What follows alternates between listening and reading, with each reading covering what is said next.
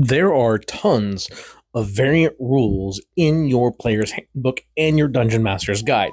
As a Dungeon Master, I encourage you to go look them up because online, as you hear people talking about different things, you're going to hear a whole lot of people saying that's a dumb take.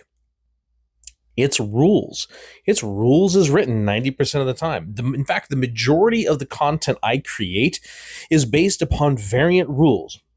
They're either in the player's handbook, they're in 2024, and I phrase it a little differently. I say, you should do this, or this makes me upset because, that's how the internet works. And apparently people haven't figured that out yet. But my opinions on things are really just a way for people to think about something they haven't thought of because we play the game so specifically that we have problems and we don't know how to deal with it. And we haven't gone back to the book because it's not fun. Going back and reading the book is not fun. And for those of you that are like, oh, I really like reading the book, fuck off. I'm not talking to you. I like reading the book too, but that's not the point. We get our ideas from engaging with the content, which happens from content creators. So when you hear a really good idea, there's a chance it's not new. 90% of the stuff that I say and do is not new. All the way down to how I handle role playing, right? This is one of those things where there's no right way to do it. Some people like for their players to role play first so they can see if the, tables would be turned or they'd get advantage on skill checks. And I don't like that because, I don't want the dice to be influenced by what the player does because then it dissuades the bad role player from actually doing things because they're afraid they're going to get penalized for it because they're not as creative as the other role players.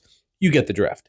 But the thing is, it gives us ideas. The exploration of ideas just by talking about them, whether you like it or not, actually helps us grow as dungeon masters.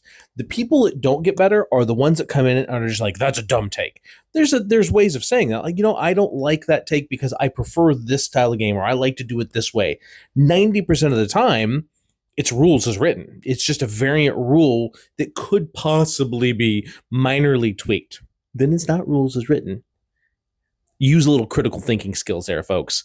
The bottom line is there are lots of rules in the game, in the book, in both 5e and 2024 that allow you room to grow. And then, of course, there's the dungeon master is always right rule.